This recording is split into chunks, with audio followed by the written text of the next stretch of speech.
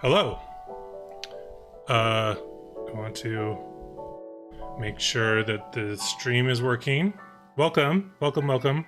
If you are watching the VOD, I talk about, my name is Nathan Hatch. I talk about health issues. I've written several books on health. I usually start off talking about a topic, and then participants and people in chat can ask me questions and tell me about their health issues and things like that. So, oops, that was loud. So yeah, welcome. We're just gonna take a minute or two to let people, well, about 5 minutes, to let people trickle in and get a little bit of an audience going. Hope your day is going well. I usually start talking about the topic at hand in about between 5 and 10 minutes.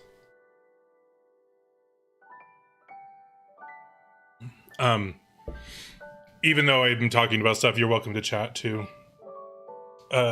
Whatever you like to talk about, whatever you want to talk about, whatever concerns you.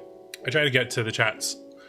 Sometimes though, if they're very off topic, I'll wait till the end to start to address those ones. So yeah, so we'll give people about a few more minutes to trickle in, and we'll get started soon.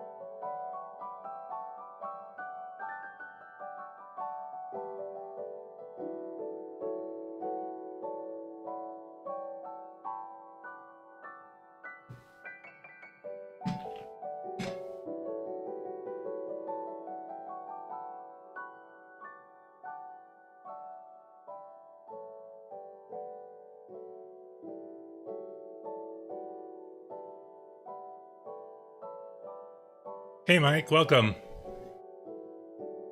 Is insulin a cause of visceral fat storage? No. I think you mean like maybe insulin problems, like insulin itself. No.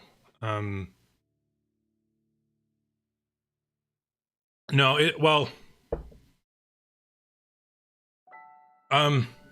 that kind of an idea about like trying to modulate insulin is kind of like a biohacker approach to health.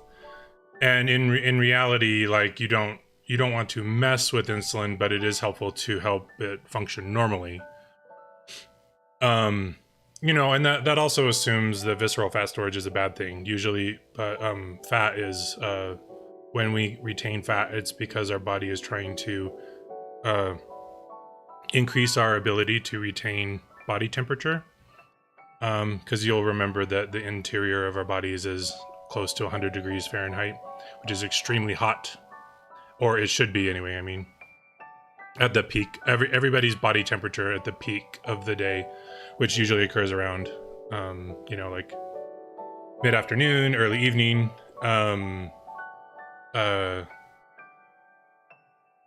should be around 100 degrees Fahrenheit, actually. A lot of people think of our interior, and then everyone thinks of the average body temperature, which is 98.6 degrees, which is still actually very close to 100. It's still very high. And fat storage is meant to keep us warm, keep us from losing heat, because when you lose heat, your metabolism drops. And a lot of people think of metabolism as being skinny, and that's not what metabolism is. Metabolism is how much energy your body can produce from the food that you take in. And so trying to get rid of fat is sort of like, I understand why, like, a lot of us want to be sexy and fit, but like, just to get rid of fat for fat's sake is very misguided when you're trying to tackle health problems, because having any fat is a reflection of metabolic stress and your body trying to conserve heat and, by extension, energy. And so when you diet and you try to lose fat and you try to intervene to force fat loss, you usually end up causing more metabolic problems. And that's why people can like spiral and out of control when their health is an issue. And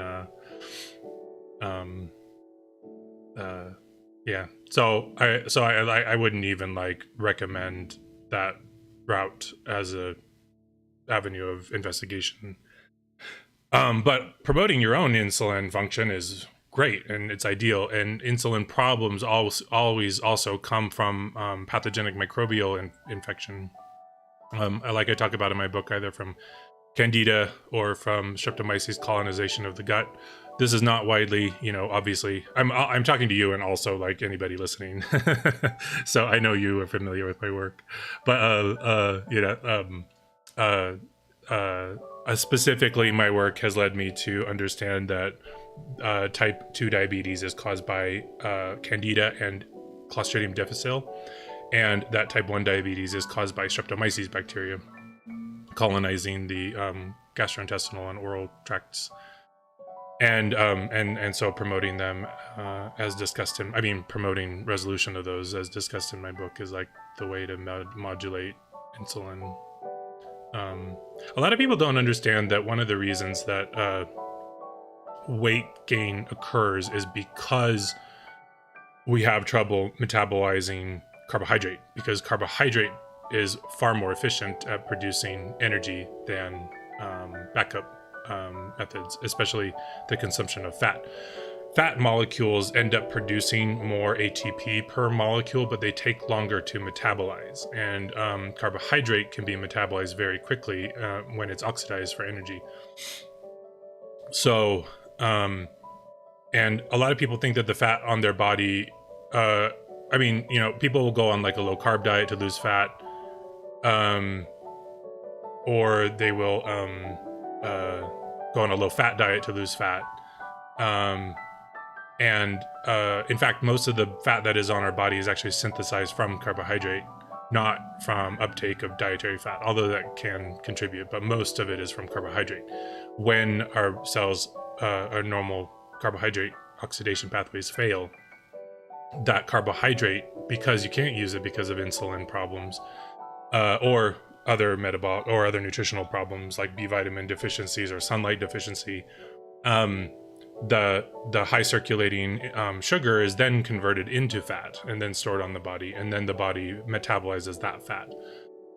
And that's one of the ironies too about the caloric deficit hypothesis of weight loss, is because it actually takes a lot of calories to do all that. Like you have to have calories to move sugar around and convert it into fat. And so it's very, you actually are using a lot of calories and ideas of caloric deficiency for weight loss are totally bullshit. So, but I get into that much more in my book. So anyway, is the aeration of water alleviated with carbonated water? Probably yes, actually.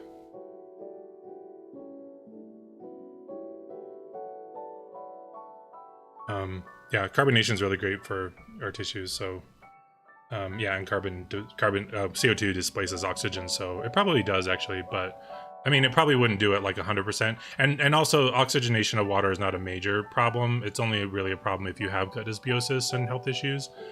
Somebody asked me the other day, actually. They asked if they could enjoy a latte. And I never considered that, because yeah, like when you make a latte, you steam the milk, and that actually infuses a lot of air into the milk.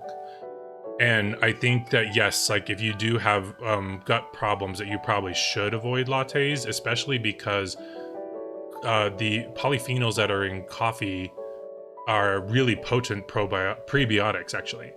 And so if you have colonization with gut bacteria, like aerobic gut bacteria, which is part of the problem behind gut dysbiosis,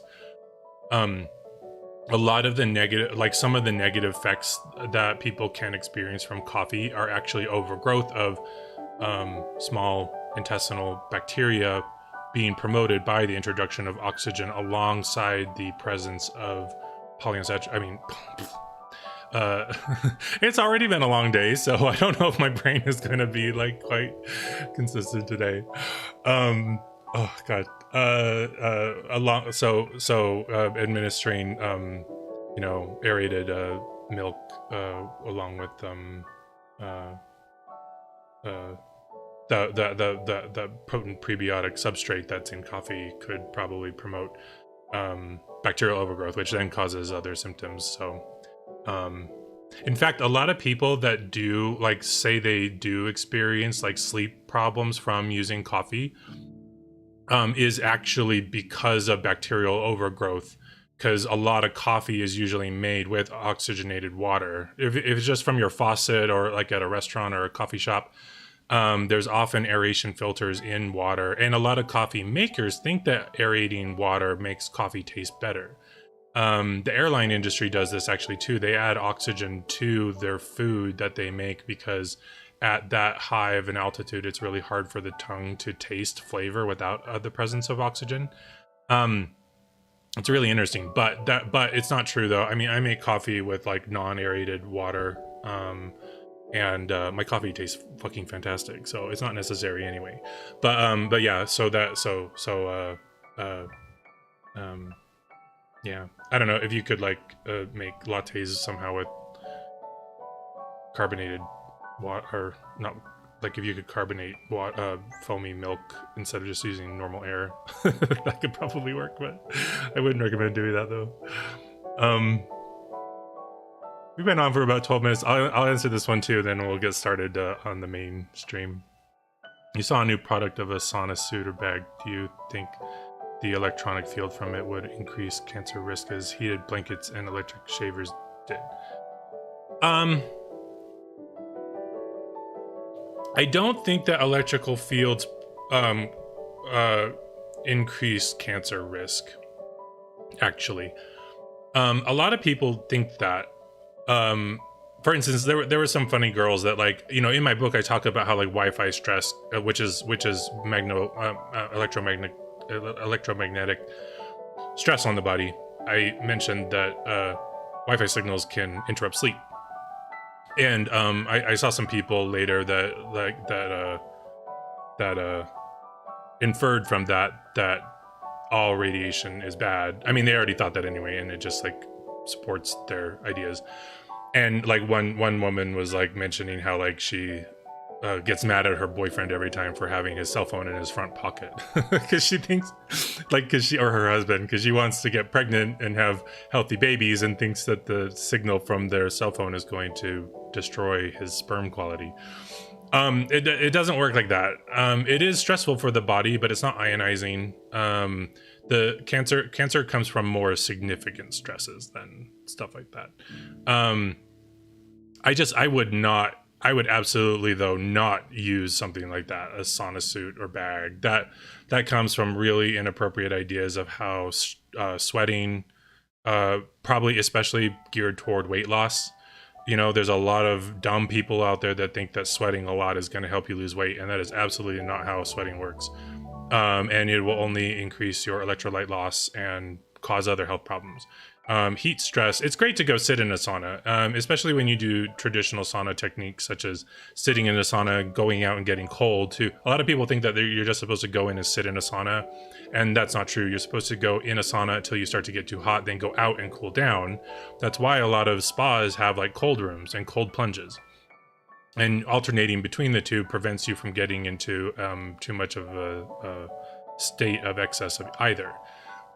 Heat stress on our body can be very, very stressful. That's why you have things like heat stroke. Our body, under heat stress, our body has to produce what are called heat shock proteins that help protect our tissues from the cooking stress of heat, like literally being cooked alive.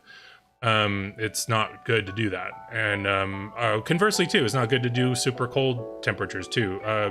Those, nobody's been crowing about them very much, but there were like, what were those cold tanks called? The cryogenic cryo freezing, like really, that was really big, like what, 3 or 4 years ago. A lot of athletes and models were getting in these cryo chambers. Don't do that. It's not healthy for you. I mean, it's fine if you're exposed to like temperature variations, but doing it on purpose is really kind of dumb. Can cause a lot of stress on your body. So all right, well, hey, let's get started on the real stream, on the primary stream.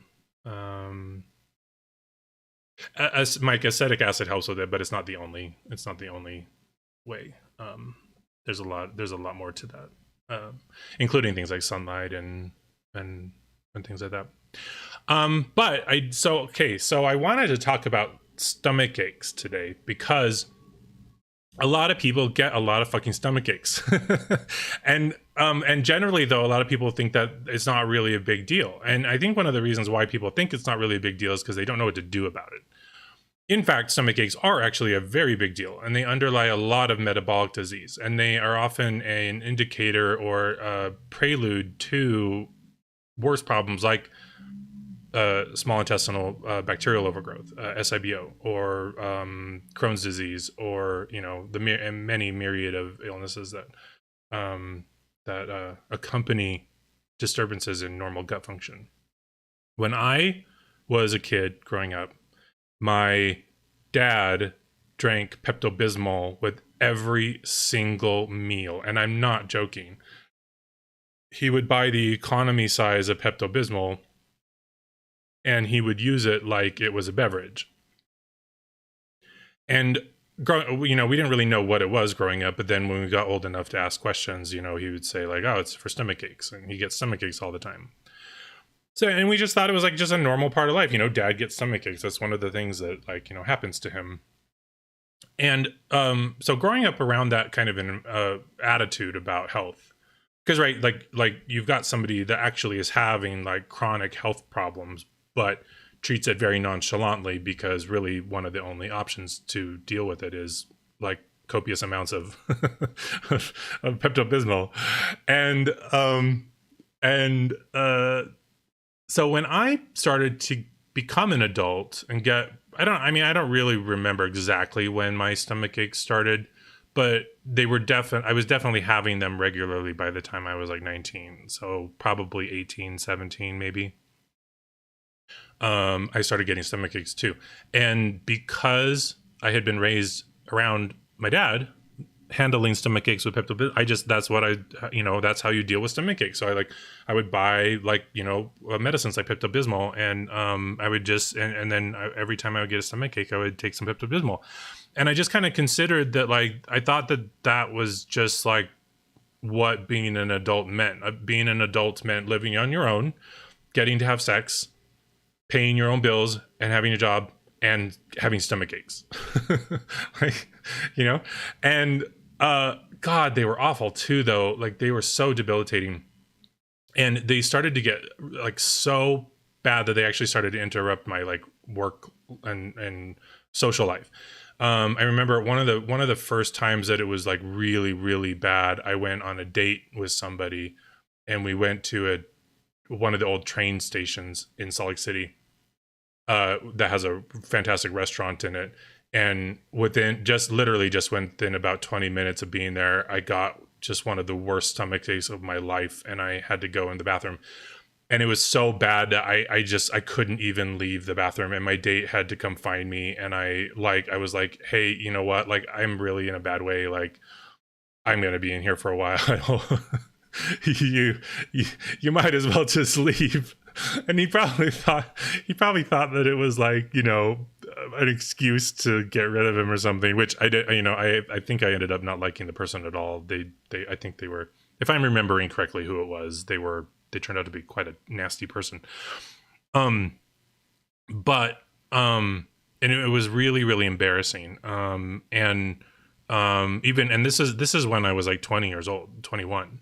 And as I was like trying to, start my career and and advance professionally and stuff like that. Like my stomach aches would get so bad sometimes I'd have to call into work sick. And like, when I would ask my doctor about it too, like he had like absolutely nothing to offer me. I don't think I probably communicated how bad it really was because I didn't know that it was that bad comparative to other like people's experiences, because I'd grown up around with my dad having stomach aches, and and I just thought it was like just a kind of a normal thing to suffer this much. And but as I would get older, like and literally, like, it would just interrupt like my work life and social life, and sometimes I just wouldn't be able to go out on dates and hang out with people, or I'd have to call in sick to work a lot. And then and then and a lot of you who have read my books know my whole health history. So like as I started to approach my mid-20s and late 20s, my insomnia started getting really bad too. And so it would accompany, so I would have like debilitating stomach aches and not be able to sleep. And I had suicidal depression, and I had chronic low back pain that just wouldn't go away. And just, it was so miserable. And on top of that, being gay and being kicked out of my family and forced on my own, I didn't have really much of the wherewithal to really focus on or think about stomach aches as being a problem, because so much else was so severe in my life. But stomach aches are actually really important when you're dealing with health, because because the problems that cause stomach aches are also the problems that cause all of your other health problems. Health begins and ends in the gut. It is the most important aspect for physical health, is your gut integrity and your gastrointestinal microbiome. And I talk about this in the book quite a lot, about how this actually works, but I'll kind of briefly summarize how the gut works. So we as a species are called, or what are called, hindgut fermenters. And other animals like cattle and deer and sheep are what are called foregut fermenters.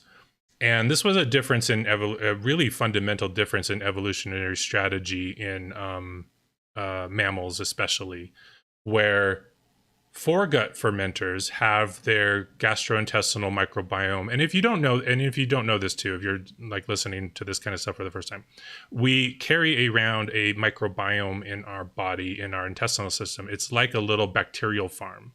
And our body when you eat food, our body passes on a lot of the undigested food to this farm, and they produce metabolic products like short chain fatty acids and B vitamins.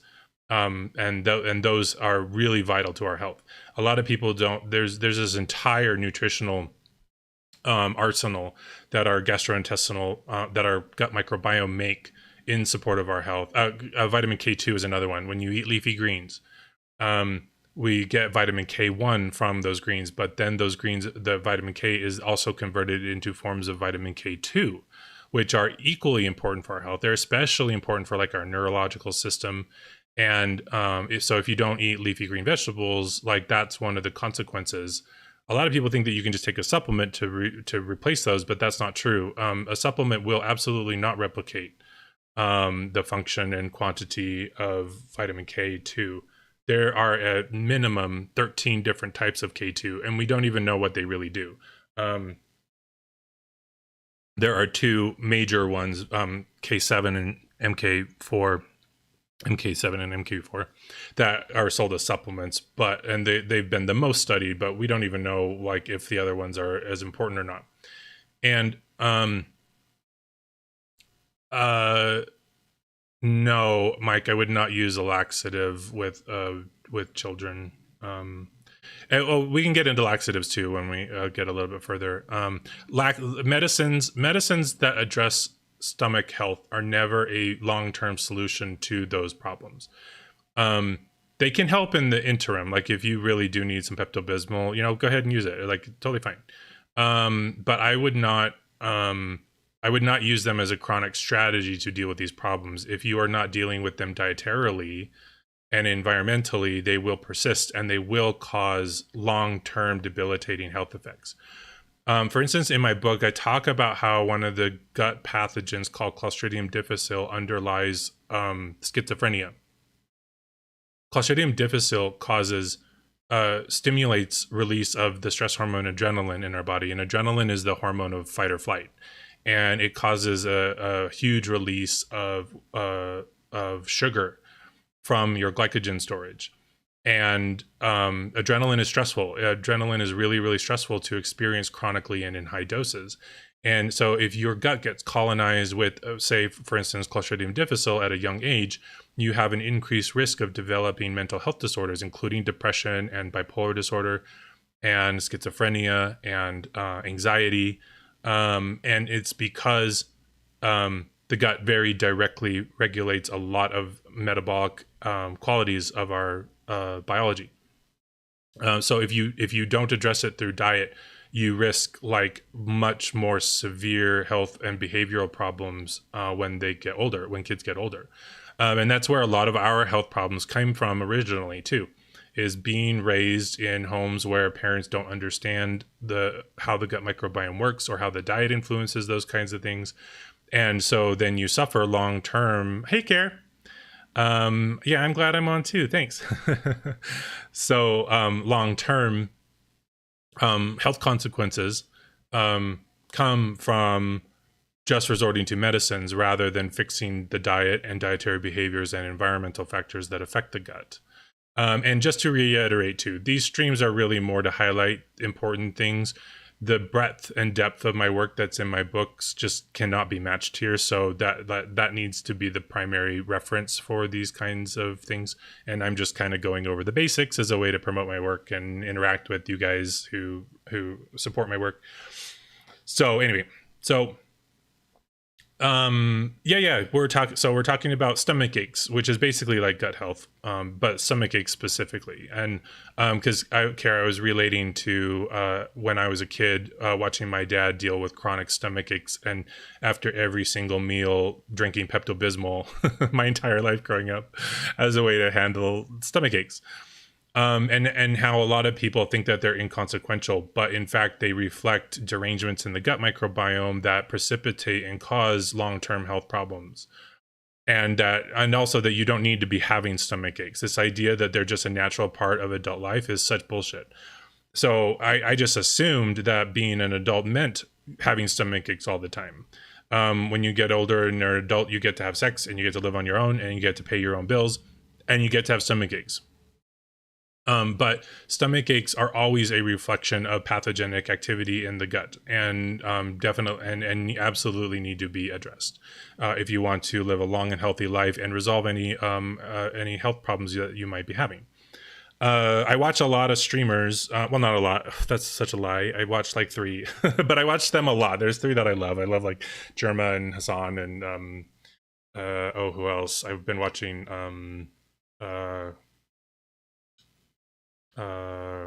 Charborg, is that his name? Yeah, Charborg. A little bit. And the Botez sisters. Oh, they're so fun. But anyway, a lot of streamers very often will have to take breaks, from streaming because they've either got to pee or poop. And sometimes they have health problems, and sometimes they'll talk about them, and they'll talk especially about like gut health problems. Some of them have been very open about dealing with like chronic, almost debilitating gut issues for a very long time that interferes with their quality of life.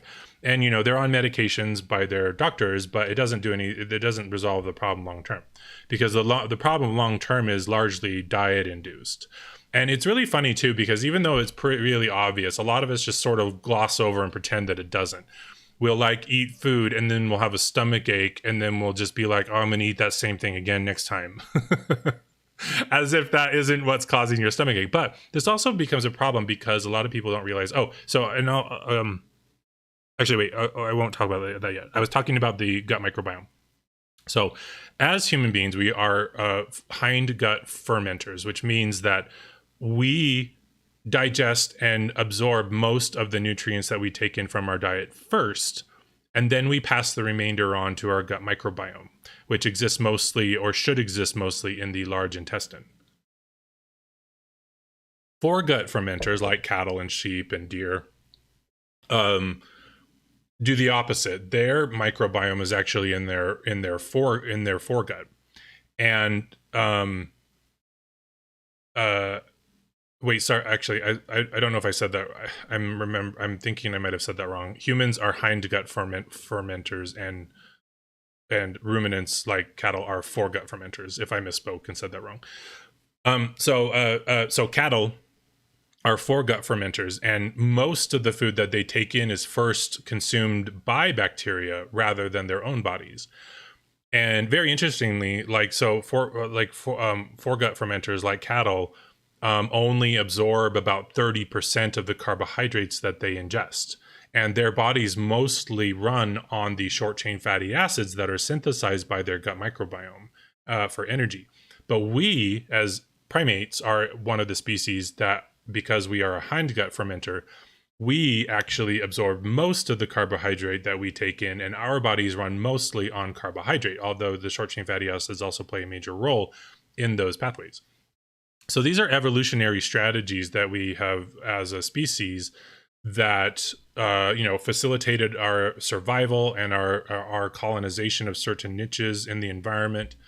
Our species way back was originally a tree dwelling primate of moderate size that subsisted mostly on fruit and nuts, and supplemented the diet with insects, and then later like shellfish from the shallows of the ancient Lake Megachad. I always like saying that because of the meme,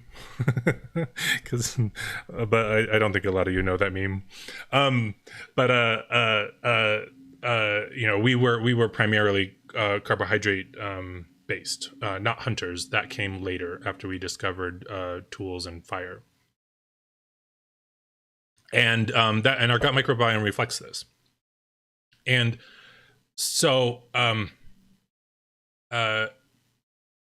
so what we eat has obviously has major consequences on our health, but it first starts with the gut microbiome, because they do provide so many very vital nutrients for us. Again, the short chain fatty acids, certain B vitamins, and vitamin K.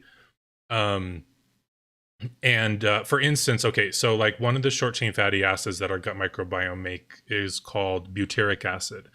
And a lot of people are familiar with the idea that our cells respirate using oxygen, right? That's why we breathe in, because our body uses oxygen to promote cellular respiration and other functions in the body. But the lining of the intestinal system doesn't actually have very much oxygen there, because it is so the environment is very hypoxic in the gut. Our body purposely tries to maintain a hypoxic environment, which means low oxygen tension, because most of the disease-causing microorganisms are actually aerobic. And aerobic, meaning they respirate on oxygen, are also really prolific growers. So if you get aerobic bacteria into your gut and there's oxygen there, they replicate very quickly and consume lots of the nutrients that we are eating. Anaerobic, meaning non-oxygen consumers, don't grow very prolifically, and they're much easier to control. And those are primarily the types that are supposed to be commensal to our gut microbiome, meaning friendly to our biology. And so because the intestinal system is largely hypoxic, the epithelial cells of the intestinal system actually run mostly on butyric acid for their energy, and not carbohydrate, and don't use oxygen in their metabolism. And this is one of the things that gets disrupted when you have stomach problems. You get pathogenic bacteria in there that derange the production of short chain fatty acids. Very often you get an increase in lactic acid, which impairs a lot of the other short chain fatty. And lactic acid is not a short chain fatty acid, but those impair the commensal microbes that do these functions for our body. And gut stress and gut pain, as is reflected in stomach aches, is always evidence of colonization of the gut by pathogenic bacteria. And a lot of people don't understand this. They just think, oh, you ate something, that's like not agreeing with you. Well, what is not agreeing with you is not the food that you ate, it's actually the bacteria that are acting on the thing that you ate. And also, one of the other factors that makes this more difficult, which is what I skipped over earlier that I was going to mention, is that it can be very hard to ascertain what problematic foods are supporting those bacteria and causing these problems, because our bacteria farm is in the hindgut, and it takes time for the food that we eat to reach them. And eating is also what pushes food through your intestinal system. So what happens is a lot of people will have a meal and they'll have a stomach ache, and then they will think that what they just ate is causing them stomach pain, when in fact it was actually what you ate 2 to 4 meals earlier that is what's causing the stomach ache. Because stomach aches usually are located in the large intestine, not your stomach or the small intestine. The large intestine, confusingly, actually rises up very high in your torso, in the cavity. And so when it has pain in it, it can actually feel like it is located in your stomach, when in fact it's actually in your lower intestine, because the lower intestine actually rises very high inside of the abdominal cavity. And then adding to that the fact that it takes several meals for problematic foods to reach the pathogenic bacteria that have colonized the large intestine, it can be very, very confusing. And so for me, this actually, was caused a lot of experimentation with things like dairy and meat. And actually immediately before I finally figured out what was causing stomach aches, I was avoiding dairy and meat, and I was eating mostly vegetarian.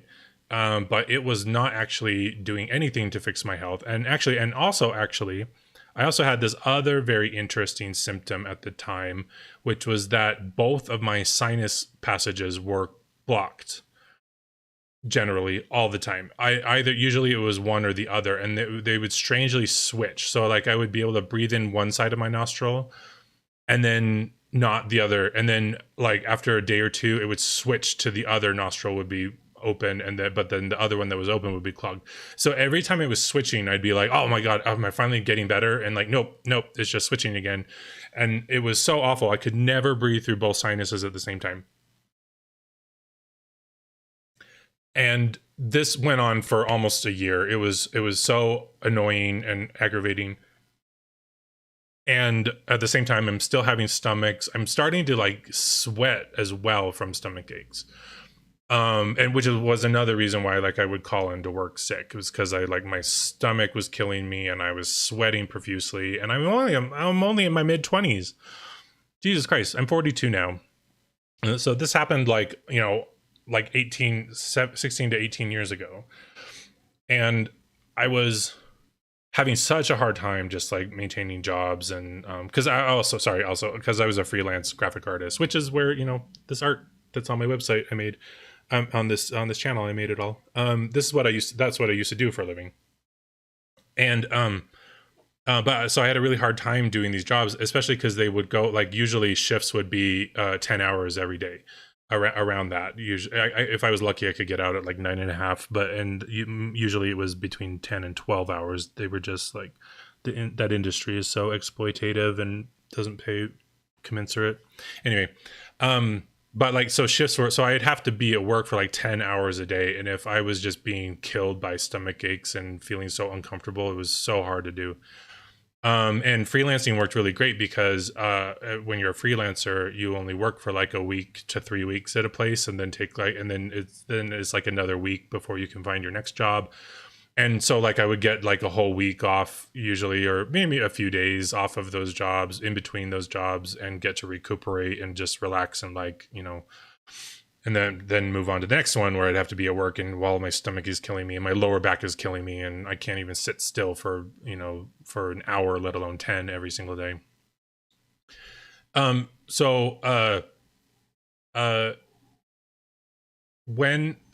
I first started realizing what food specifically was causing my my stomach aches, I was currently avoiding dairy and meat, and I was eating mostly vegetarian.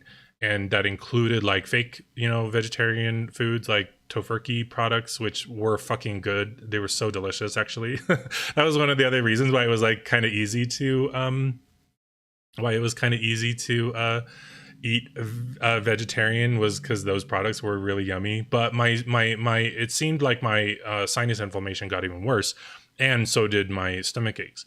And then one day I went on a date with a nurse, and while we were at it was like a lunch date, and while we were eating, I told him about my stomach aches, and he was like, "Oh, it sounds like you have a gluten allergy." Yes, this is a stream about gluten. Don't click off. It's really harmful. And I'll tell you why. I'll tell you exactly why. And you can listen and you can do with this information what you will, but hear me out. So, and because I'm saying that because I know gluten-free is trendy, but it really is a problem, and we'll get into that. So it is not the only cause of stomach aches. It's just the primary cause. Oh yeah, Mike, you developed an allergy to shrimp. It's my recent book update talks about allergies, and allergies have to do with the oxidase and peroxidase immune reaction of the innate immune system. And if you got my update, if you haven't, you can use your last code to go get a new copy, which actually also contains a lot of the stuff that's going to be in the upcoming update. But allergies are a dysfunction of the oxidase system of the immune reaction, and I talk about that in the chapter on immunity. And I renamed it to also say allergies in my book.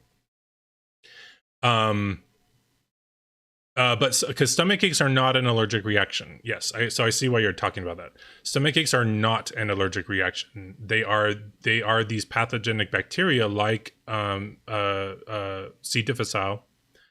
Attacking your tissues.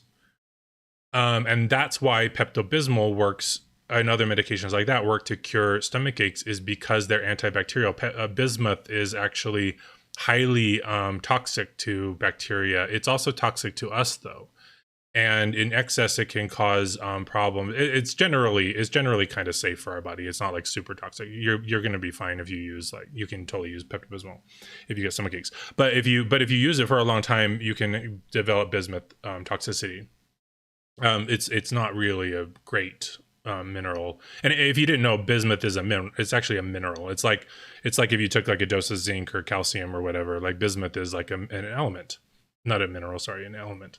And but that's what bismuth is used as a medication because it is antibacterial. So you drink some Pepto-Bismol or other pink, bismuth stuff, and it goes through your stomach and it kills a lot of these harmful bacteria. But it also kills off your commensal microbiome too. And we need our commensal microbes. There are other health circles in orbit around mine, and a lot of them advocate for the chronic use of antibiotics to wipe out the gut microbiome on purpose.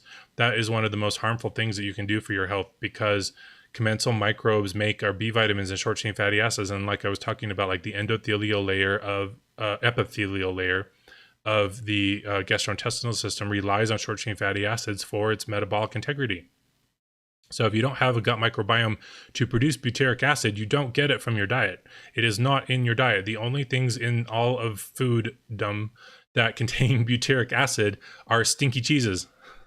Because the microbes that make stinky cheeses, the reason they're stinky is because of propionic and butyric acids, which are smelly. It's one of the reasons why fecal excrement is smelly, is because those are short chain fatty acids.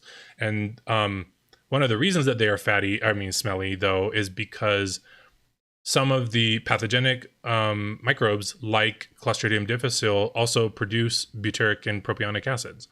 And a high quantity of the smelly short chain fatty acids in, say, rotted food is an indicator that it likely contains harmful bacteria in it, and so it doesn't smell good to us. But another short chain fatty acid, and you asked about acetic acid earlier, Mike, is acetic acid. And acetic acid is not smelly, although it is volatile. So if you take a big whiff of vinegar, it'll make your eyes water. But that's not because it's not smelly, though. Vinegar smells rather fresh, right?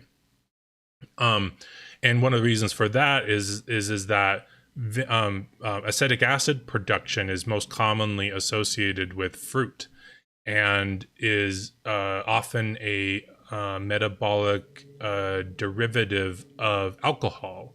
And so when fruit rots, also because fruit usually contain lots of antibiotic compounds, only certain microorganisms can actually ferment rotting fruit, which includes yeast, and mostly those bacterium that exist in the fermentation of fruit and the production of alcohol and acetic acid are not pathogenic. So our body is not offended by acetic acid, and that's why we can use vinegar on salads and things like that, and it can be really yummy. But if you were to use propionic or butyric acid on your salad, you would probably vomit from the smell. so, um, so anyway, so when you're in the process of getting a stomach ache, you have gut dysbiosis and are colonized by pathogenic opportunistic microorganisms. And then you eat something which then either impairs your local immune function in the gut, which then allows those pathogens to proliferate, or you eat something that directly feeds and promotes those pathogens, which has the same effect, because then they're able to overcome our immune factors. And this is one of the reasons why addressing stomach aches is so important for your long-term well-being, is because the presence of stomach aches is the presence of pathogenic organisms. There's no other reason for stomach aches. That's not true. That's the primary reason. It's like 90%, like 95% of the reason. One of the other reasons that can happen is contraction of the stomach, if it's of the intestinal system, and the action of peristalsis, which is your intestinal system contracting to move. So when you eat food and it's dissolved by stomach acid, it's called, after that is called chyme, CHYME. So chyme, the movement of chyme through the lumen of your intestinal system is achieved by peristalsis, which is the contraction of muscle tissue around the intestinal system that goes in a wave, and that pushes your poop through. And so that sometimes can be a little bit aggressive depending on the state of your stomach, and so it can cause cramping. But cramping is different than stomach aches. Stomach aches is that chronic, like low-grade pain, and that is literally pathogenic bacteria eating into your intestinal lining. Because the same bacteria, the reason that they've colonized us is that they're trying to eat you from the inside. And that's why you have a fucking stomach ache. It's just like if you get a cut on your finger and it gets infected and it hurts like hell. That is going on in your stomach during a stomach ache. That's why it hurts so bad. It's because opportunistic pathogenic organisms have been able to penetrate your immune barriers and are causing you pain because of that. So, okay. So, and a lot of people then are misguided and think that, oh, like we got to use antibiotics. And to be sure, like sometimes you do need medical intervention for severe health problems. Clostridium difficile infection, for instance, causes like hundreds of thousands of deaths every year. And they're usually from elderly or otherwise, convalesced or hospitalized people whose immune systems are compromised. And there's like a 3 antibiotic regimen that's usually used to address that. Just, FYI, if you happen to have that, I think that it's also possible to eradicate it with a single dose of ceftriaxone, which is an intramuscular antibiotic usually reserved for STDs. It seems to attack Clostridium difficile like immediately. So if you do have like life-threatening issues like that, and whenever I help people with cancer, I always recommend that they go and use that immediately as well, because everybody with cancer usually has gingival disease that's also caused by pathogenic opportunistic bacteria.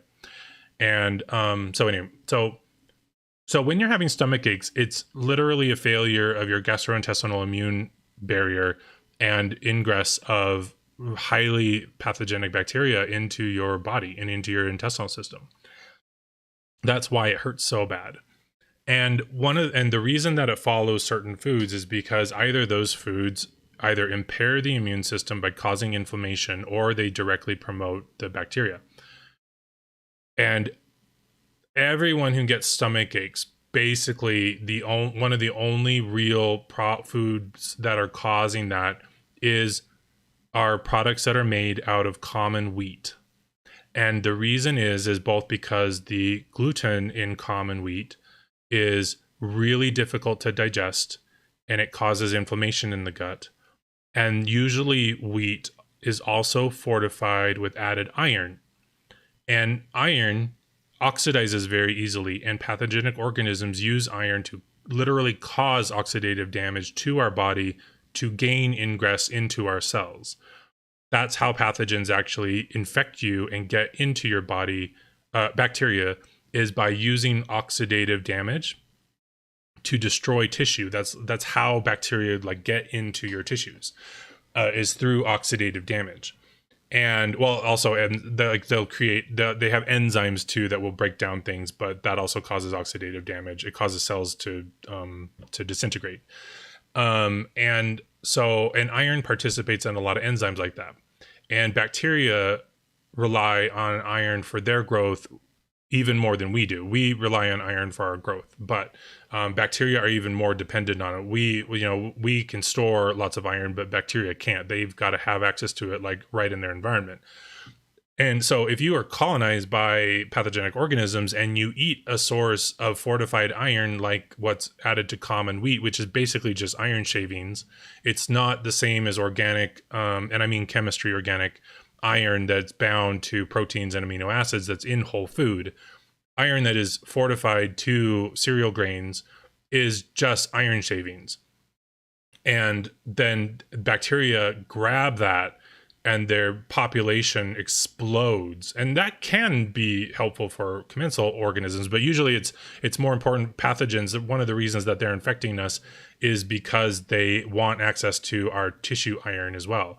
So you just supply them with some extra iron shavings in your food and they just go crazy.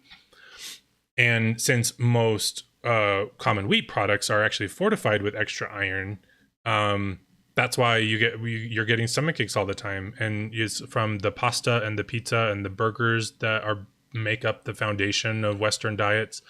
It's all fortified with this added iron, and the added iron fuels these pathogenic microorganisms, which then start to eat into your gut lining. And that's why you have stomach aches all the time.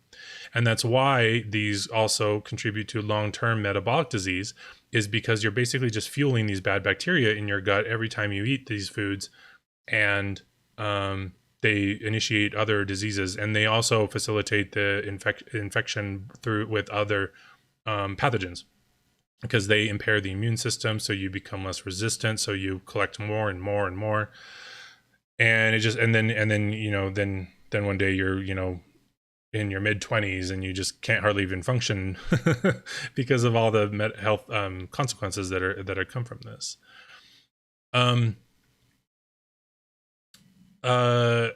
Eyelid styes, Mike, they get infected, but they aren't caused by pathogens.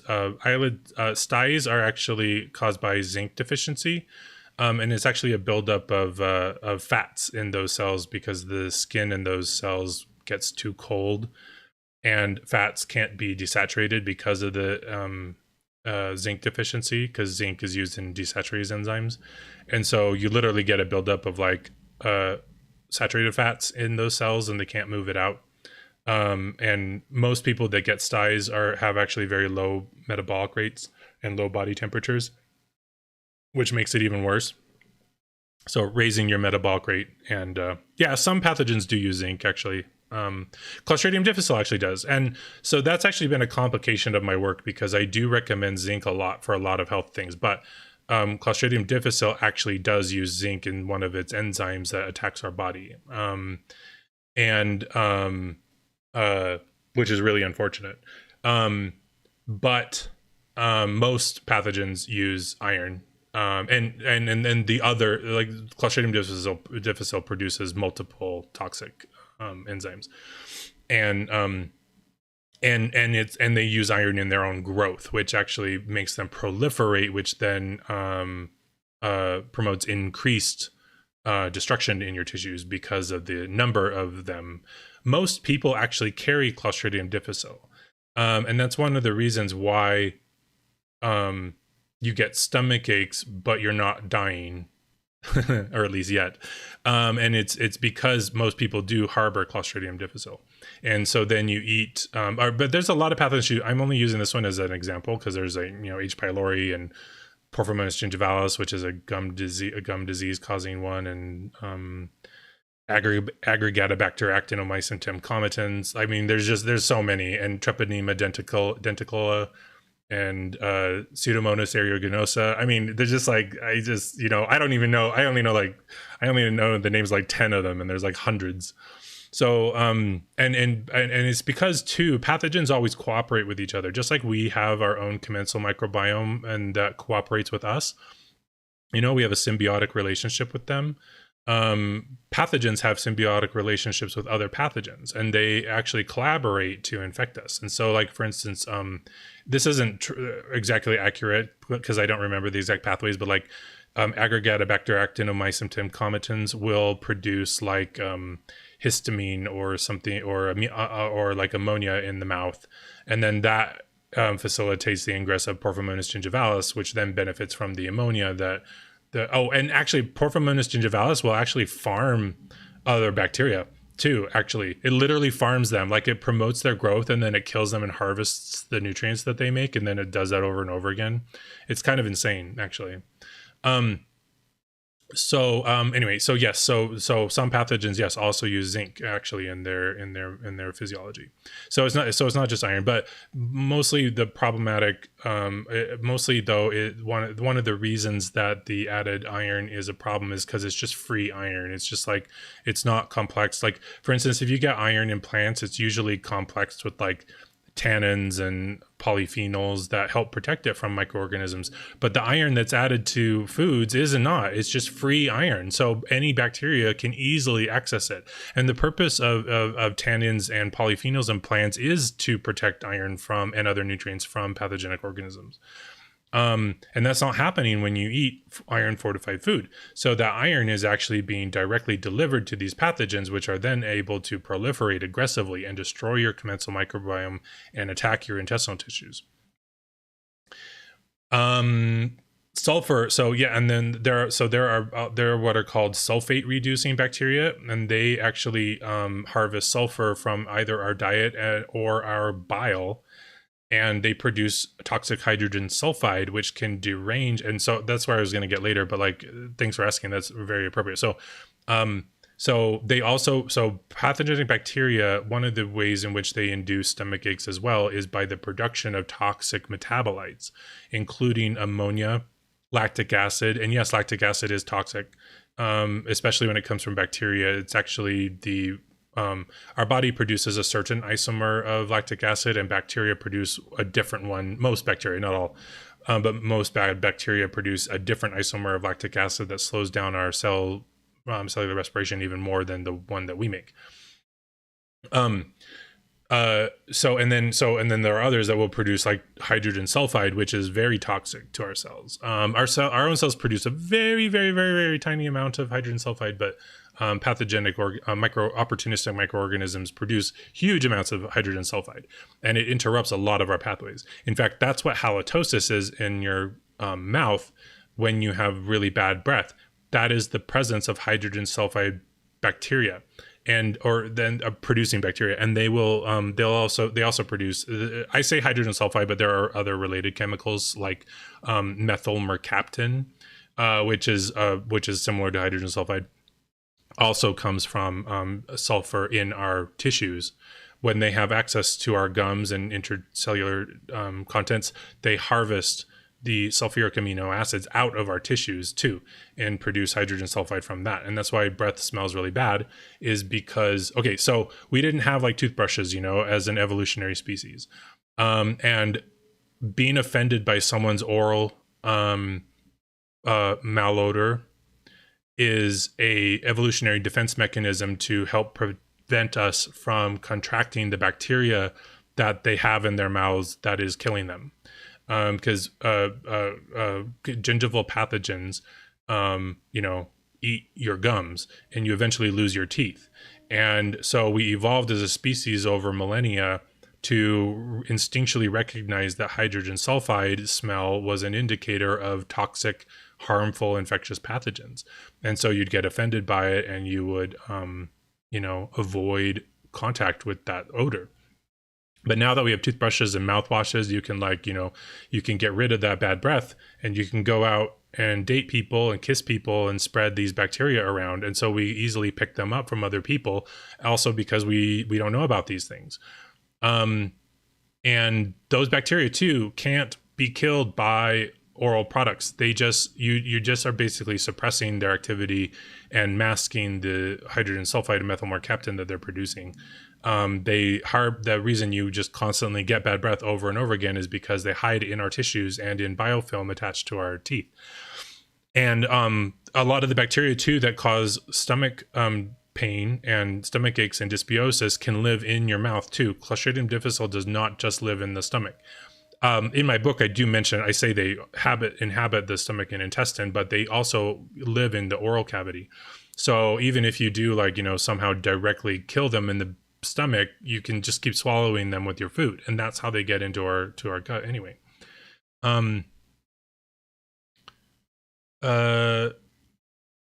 Well, Mike, there are certain, you can have certain specific pain symptoms with other disorder or problems, like appendicitis, for instance.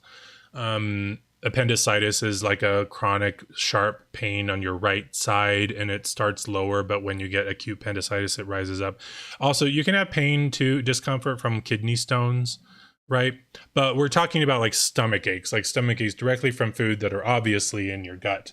If you have intermittent, like, sharp pains in your body, I wouldn't pay attention to them unless they're chronic.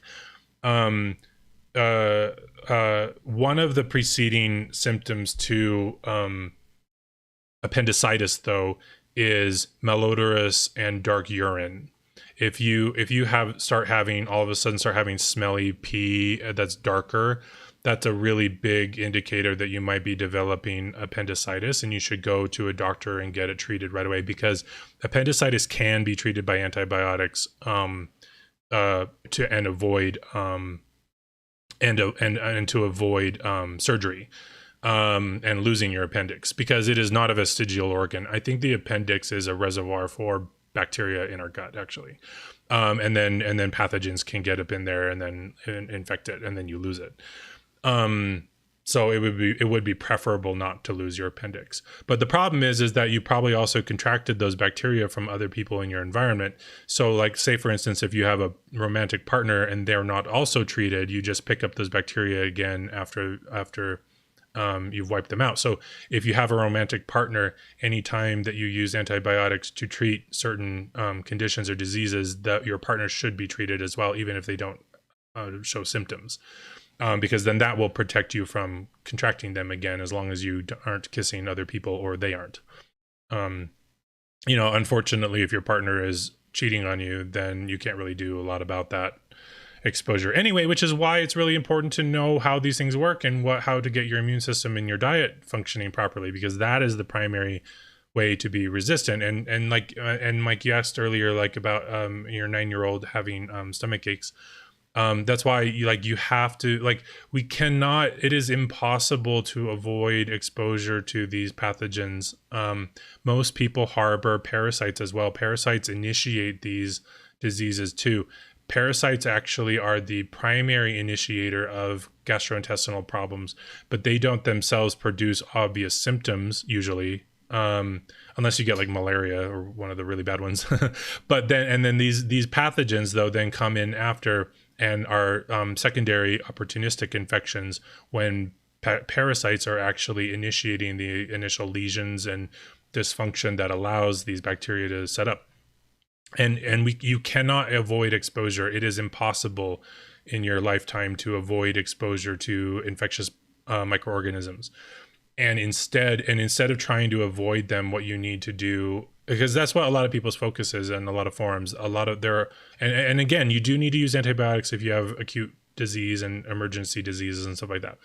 But a lot of people focus on antibiotics as a solution, and they absolutely are not the solution long term for this. You have to improve your immune function and your diet and your behavior to support your immune function, and then that works. And like I mentioned, these stories that I've been telling are from when I was 20 and early 30s, and I'm 42 now, and I can't even remember now how many stomach aches I've had in the last 8 years, because it's been so few. I probably on average get a stomach ache once a year, whereas before it was daily and incessant, and it ruined my life. It was so awful and horrible, and a lot of you just persist with stomach aches as if it's a reality of life, and it absolutely is not. I eat so much food. I eat all the time. I have a very sedentary lifestyle, and I never get stomach aches. Ever get stomach aches. I've been dealing with Clostridium difficile. Sorry, and I mentioned this in another stream. So in experimenting with oral disease, I used clindamycin to try to wipe out the oral bacteria that I had self-infected with and was experimenting with, because I was getting so frustrated trying to to solve it through nutritional means, because Jesus, bacteria are hard. And that gave me Clostridium difficile infection. And until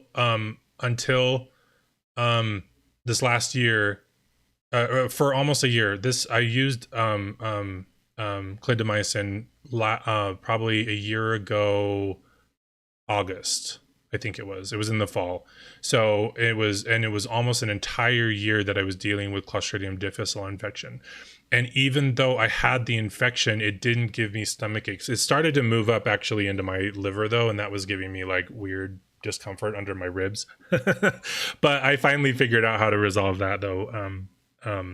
Which is actually through tannin, which is discussed in my current update, which I've talked, and also there's a post on my Patreon right now about the importance of tannin in our diet. But in summary, that's the way to solve it. But so even with Clostridium difficile, and it did mess up my bowel function, but I wasn't having stomach aches because of the work. And I also have like cystic fibrosis. My immune system is not working that great.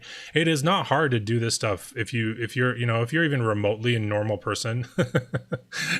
like it's not hard to fix your health at all.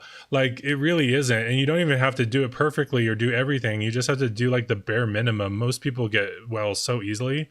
And so even with active Clostridium difficile infection experimentally for like a whole year, because I could go get it wiped out with some antibiotics like I talked about, but I wanted to figure out how to actually cure it. So, and then this is a whole other topic, but like tannins support our immune function. And so I talk about all that in my book. It's too much to get into during this stream.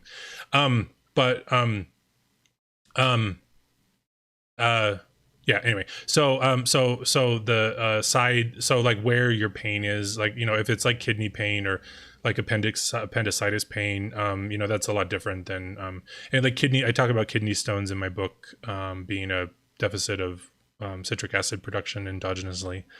Those are obviously other problems that we have to deal with, but, but the location of stomach aches really isn't really important. Sometimes you can have ulcers that cause stomach pain. Ulcers also though are caused by pathogenic organisms. So the same way to address like ulcer pain is to do the same things just to get rid of your stomach pain, which is to stop eating iron fortified foods.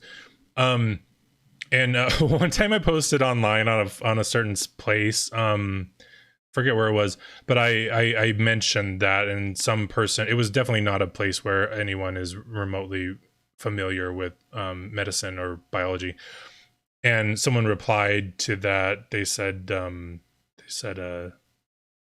please don't stop eating iron, it's very important for your body. And I was like, you're such a fucking debate pervert, you don't even know what you're talking about. And so I replied, oh, where'd you hear that? The side of a cereal box? Like this idea that iron fortified food is important for our health is a total crock of shit. It is not real. Like we get our iron from natural whole food. If you eat even one piece of meat a week, you're getting plenty of iron for your health. Iron fortified food is an artifact of older ideas on anemia back when medicine was early. Oh yeah, actually, let's talk about this. So this is the reason food is fortified with iron. The reason that food is fortified with iron is that quite a few decades ago, like in like I don't know exactly when, but probably like the mid 1900s, anemia actually was just as prevalent as it is now. But at the time, a lot of the medical industry and regulators, like the FDA, thought that it would be helpful for anemia to add iron to wheat flour so that people will get more iron in their diet, because the idea, which is incorrect, is that anemia is caused by iron deficiency in the diet. And like I mentioned, like if you're eating even one piece of meat a week, you're getting enough iron for our needs. It is not that scarce in our environment. Most vegetables contain iron as well. And so they did that. And at first it was a very, very small amount of iron. And then afterward, rates of anemia did not change at all. So then they were like, okay, so let's add some more iron. So they added some more iron. And then again, the rates of anemia did not change. And then they were like, okay, let's add some more iron. And they added more iron. And still the rates of anemia did not change. And then they did it again, and they were going to do it a fifth time. And then at that time, then doctors were kind of like, hey, no, actually, this is dangerous. Like, you should stop adding the iron because you're going to cause other problems. And so they like stopped after like 4 or 5 times of increasing iron fortification of wheat. And it never changed. It never changed the incidence of anemia, and they just kept it. There was probably some corrupt bullshit in there with like, I don't know what, iron suppliers. I don't know what. There was probably some political corruption in there. Oftentimes these kinds of policies originate from corruption, where someone just wants to make money, so they come up with some bullshit excuse for the government to do something, and then people make money off of it. And so that was probably the real reason. But it never moved, it never changed anemia, because anemia is generally not caused by iron deficiency. It's caused by deficiencies of nutrients that manage iron, like vitamin A or vitamin D. And it's also caused by hydrogen sulfide producing microorganisms in the gut, because hydrogen sulfide very strongly chelates iron out of the body. So it doesn't, if you have hydrogen sulfide producing microorganisms, it doesn't matter how much iron you eat, you're going to have a deficiency still. So I mean, not, and cause anemia, it will cause anemia because the hydrogen sulfide reacts with the iron core of heme proteins, hemoglobin is what, facilitates iron, oxygen distribution around the body. And so hydrogen sulfide burdens destroy heme. And so you can actually have plenty of iron, but still have anemia, which is why adding iron to the problem doesn't fix it ever. And anyway, so, but it does contribute to disease. So that's why food is fortified with iron. So, and while we're talking about origins of this stuff, the reason that gluten is a problem as well, because it didn't used to be. And I got this question a lot too, especially, so when I went on that date and the guy told me that, the nurse told me that I probably had a gluten allergy, I was super excited, because I was like, I had never heard of that before. I knew what gluten was. I made the joke that I didn't know what gluten was in the date, but I knew, because I made bread and pizza and stuff like that in the past. But I had never considered it as a problem. And he told me, he was like, yeah, a lot of people actually can't handle gluten. It causes a lot of digestive problems. So, you could just try. And I immediately just tried. I was like hardcore, like no gluten at all.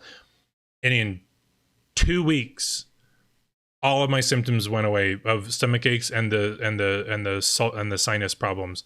2 weeks after no gluten, all of a sudden both of my sinuses opened for the first time in more than a year. And it was incredible. I still remember it to this day, even though it was almost like, it was like 18 years ago, or 16 years ago. it was amazing. I just felt all this pressure go away. Oh, because I didn't mention either that that sinus like inflammation had given me also like numerous sinus infections, and so I would like go to the hospital and get antibiotics for sinus infection, but it wouldn't fix my problems, and so and I would just keep having sinus infections over and over and over again, like every other month for almost a year. It was so horrible, and so yeah, so I still remember my sinuses opening after 2 weeks of going without gluten. And but part of the thing is that I was avoiding the iron fortification too, because iron is fortified to wheat. And I talk about in my book as well that conditions like acne are also caused by iron, because the skin is an excretory route for iron. And when you have diets that are high in fortified iron, you obviously take up more iron, but you even use it because your body has hydrogen sulfide going on and all that stuff, and your body, and even if you have excess and you don't need all that much, so your body has to excrete it, and the major excretory route is actually not your poop or your pee, it's actually your skin. And so your skin secreting all this iron from your iron fortified diet fuels, for the same reason that it fuels stomach aches, also fuels acne bacteria on your skin. And, you know, I had really bad acne for most of my young life as well. And so when I stopped this too, most of my acne completely disappeared as well, because I was no longer consuming these iron fortified foods. But anyway, so gluten though, well, okay. So first, one of the reasons that gluten causes problems like stomach aches and things is because gluten is a protein, and all proteins and amino acids have certain unavoidable effects on our physiology. If you ingest like glycine or proline or arginine, which are all amino acids, they will all do certain things in your body no matter what, because they always have effects. Proteins and amino acids are make up like all the enzymes and proteins and other things that our body does stuff with, and that was a very scientific does stuff with, but they, like, you can't avoid them. Like proteins and amino acids are always active in the body. This is actually why one of the reasons why allergies happen. Because let's say you get some pollen into your body, right? And pollen is a protein. Pollen is just like plant sperm, and proteins and amino acids always do things. That's why like you get peanut allergies, because peanut proteins do things in our body, and are in certain configurations of proteins and amino acids, and fragments of protein are actually called peptides. And so peptides are peptides are made of amino acids, and proteins are made out of peptides. And proteins and peptides and amino acids all have very defined and specific effects. And if the protein or peptide or amino acid is not appropriate to our physiology, it causes disruptions to our pathways in our body, because they always have effects. So when you say, for instance, if you have a pollen allergy and you're exposed to pollen, those pollen proteins are disrupting pathways in our tissues, and then our immune system comes along and destroys those peptides and proteins and breaks them down into their constituent amino acids so that they no longer have those stimulating effects. Gluten, the reason that it is harmful to our physiology is because gluten does the same thing, but the contemporary form of gluten in common wheat is a lot more robust and difficult to digest than more gentler forms of gluten from like ancient and heirloom grains, and we can't really digest it or break it down. So our body absorbs it, and even if it doesn't absorb it, just moving along your gastrointestinal tract causes inappropriate inflammation in your digestive tract. And then inflammation, which is basically the influx of water into cells, dilutes a cell's electrical conductivity. And electrical conductivity is what allows cells to contract and promote peristalsis and just run normally and produce energy. And so inflammation to the gut caused by gluten dilutes its electrolyte contents and its conductivity, and that slows down the metabolic rate of those cells, which causes them to stop functioning correctly, which causes impairment in the excretion of immune factors and mucus. And so then pathogens are able to penetrate our immune functions because the epithelial layer is not functioning correctly. And then on top of that, because of the inflammation, it also impairs gut transit, so that food takes a lot longer to run through you. And then also, as an incidental, like the way that our body often deals with the presence of pathogens is to induce diarrhea. So your body will induce diarrhea to flush out those pathogens. And so sometimes you can have diarrhea or you can have constipation, depending on how severe your issue is. Yeah, so basically gluten causes inflammation.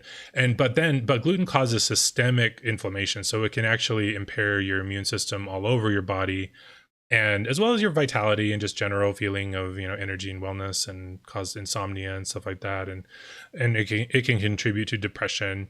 When I talk about alcoholism and addiction in my book, it is absolutely important for anyone with addiction and alcoholism to avoid common wheat, because of both the pathogen promoting iron fortification, but also the gluten, because gluten causes so much inflammation. It really promotes depression and metabolic fatigue. And so you have to avoid it in order to restore the kind of vitality that helps you recover from addiction.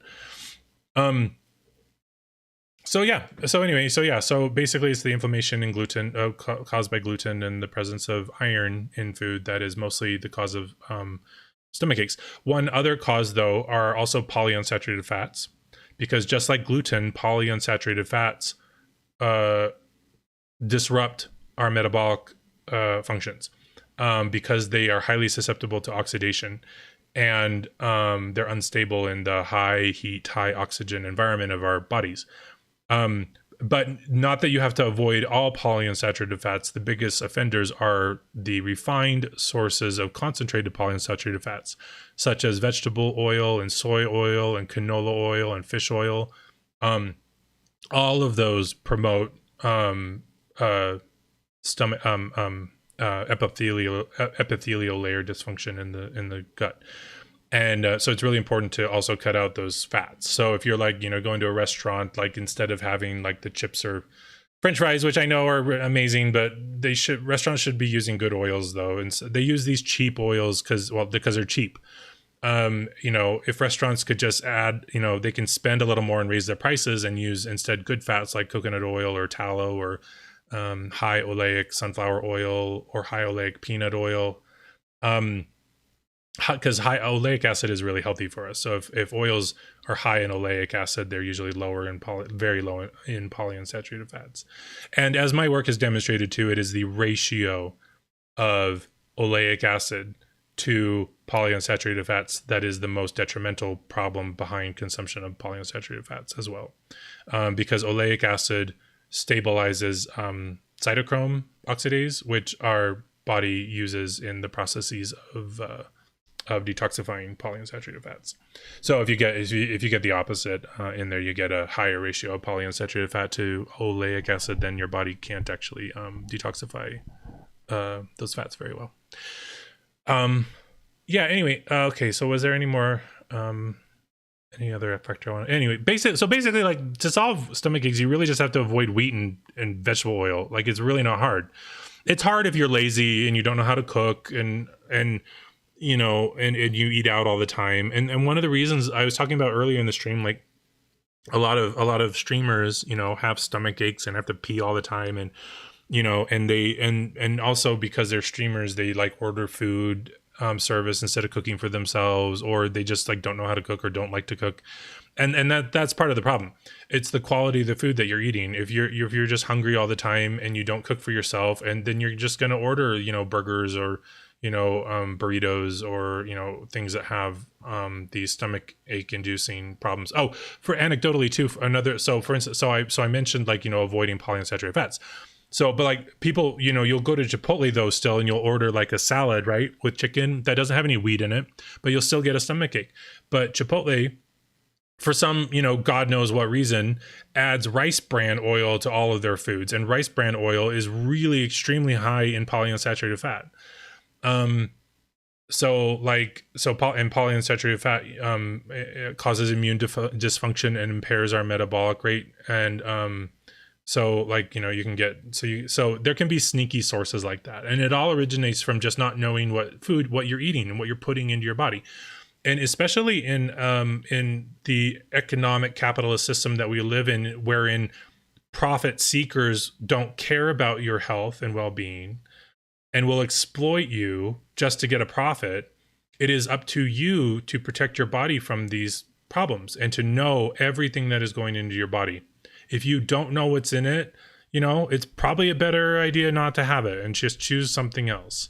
And if you take those steps and you avoid iron fortified food, and also because nowadays, like, it's not just wheat that's fortified with iron. You'll get rice that's fortified with iron and corn sometimes. So iron fortification can go in supplements too. You absolutely should avoid it. There is absolutely no reason that you can't get enough iron from your diet.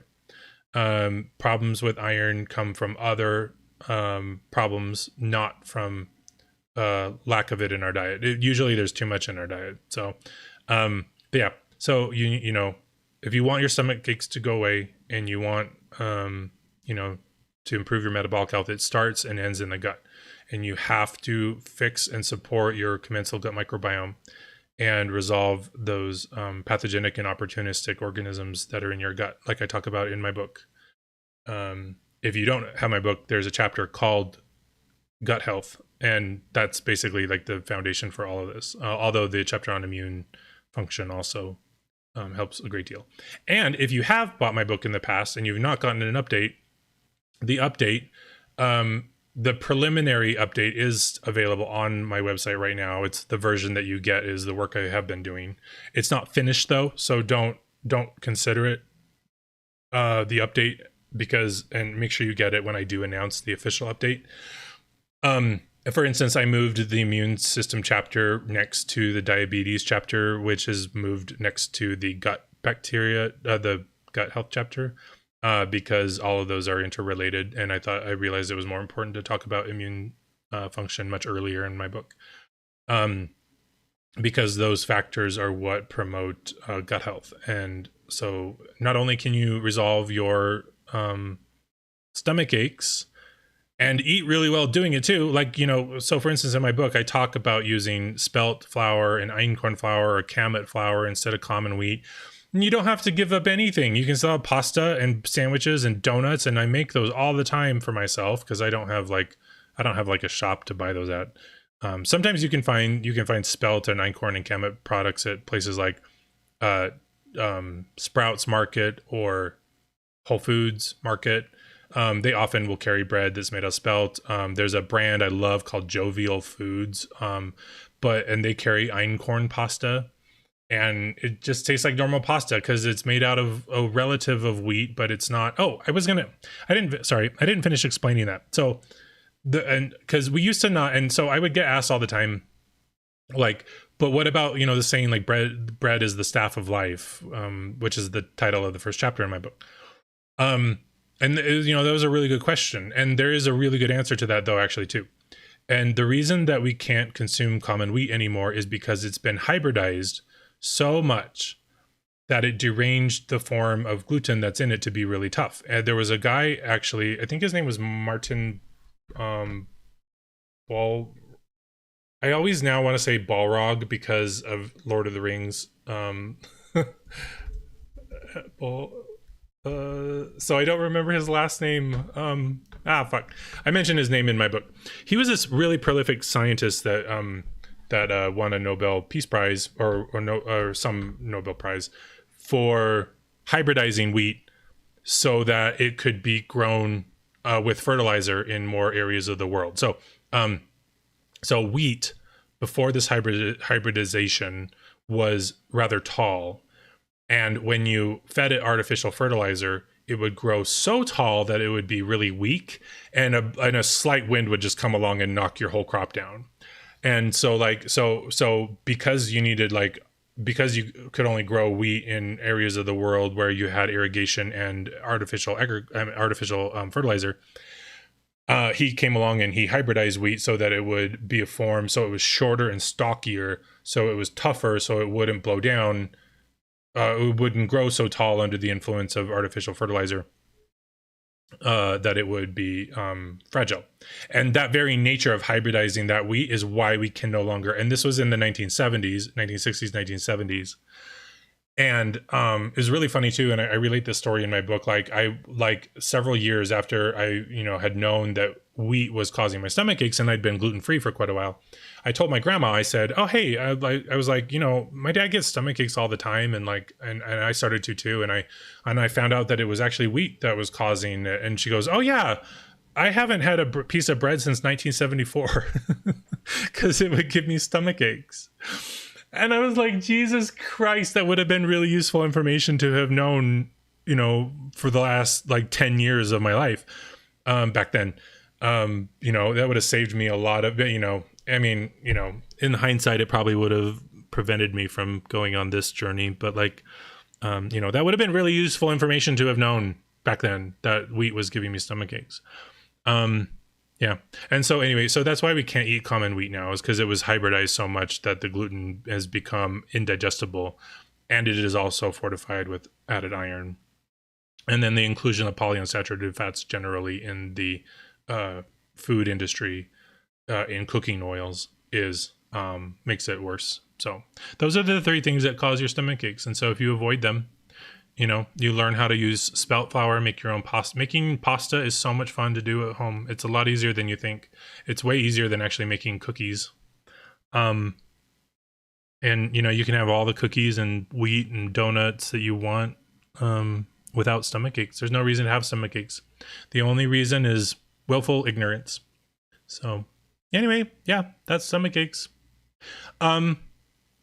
So if you guys want to ask more questions, I will stop the stream when the questions end about anything.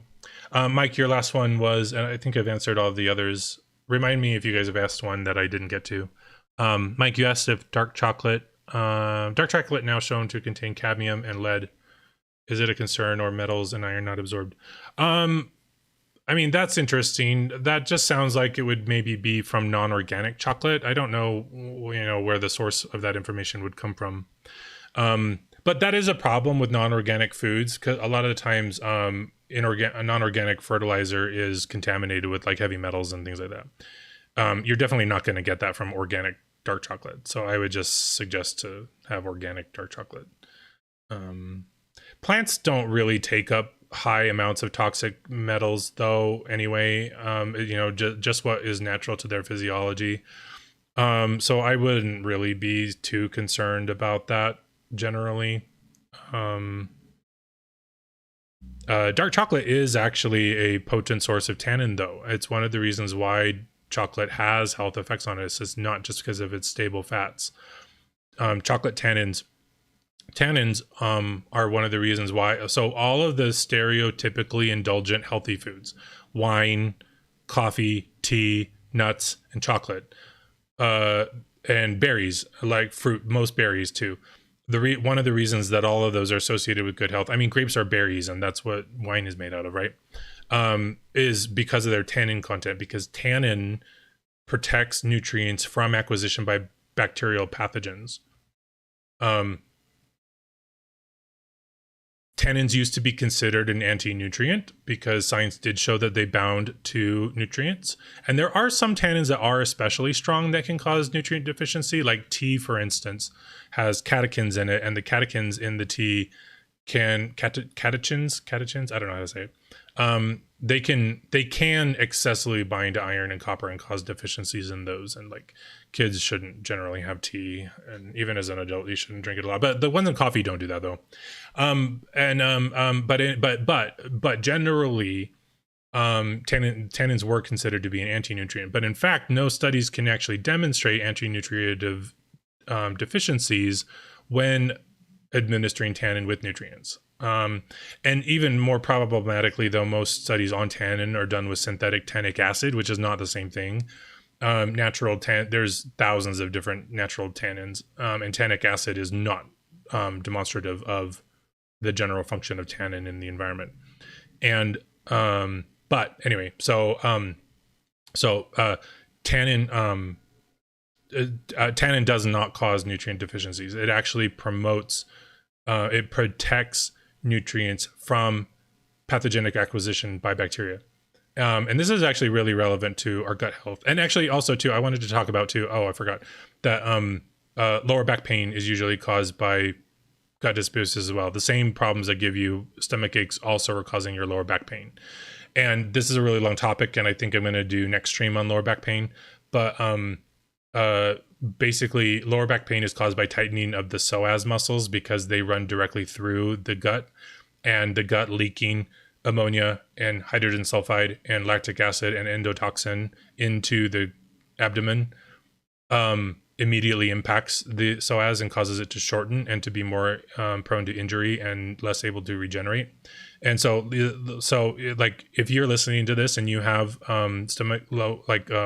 regular stomach pain, you probably also have low back pain and are unable to sit at your work job all day long. It's all the same problem. It's all pathogenic bacteria being driven by these factors, and you have to change your diet. And getting plenty of sun exposure is also very beneficial to our gut microbiome. But yeah, so anyway, so tannins like in chocolate and all those other foods are really beneficial because they protect our nutrients from acquisition by pathogenic bacteria, and so less are so it has less of an impact on your health. So I mean, yeah, I wouldn't really worry about. It's just like, you know, generally, Mike, in my book, I recommend to choose organic as much as possible for factors like that, because that would not be a function of chocolate. That would be a function of contamination through poor agricultural practices. Anyway, yeah. Well, anyway, I guess this will be a good short stream this time. Thanks you all for coming by and hanging out and chatting and asking questions. I really appreciate your support.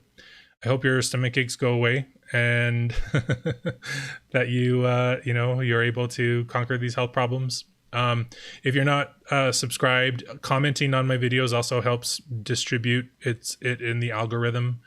Liking and subscribing. If you subscribe, you get notifications when I go online. You can also follow me at Twitter at Nathan Guy Hatch. I'm also on Instagram at Nate Hatch, but spelled NAYTEHATCH.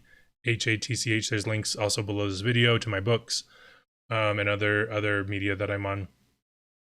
Yeah, and share this if you have friends or family that have stomach aches. You know, give this to them. There's no reason to be having stomach aches when you don't gotta be having it. So anyway, thank you all for stopping by, and I will see you later.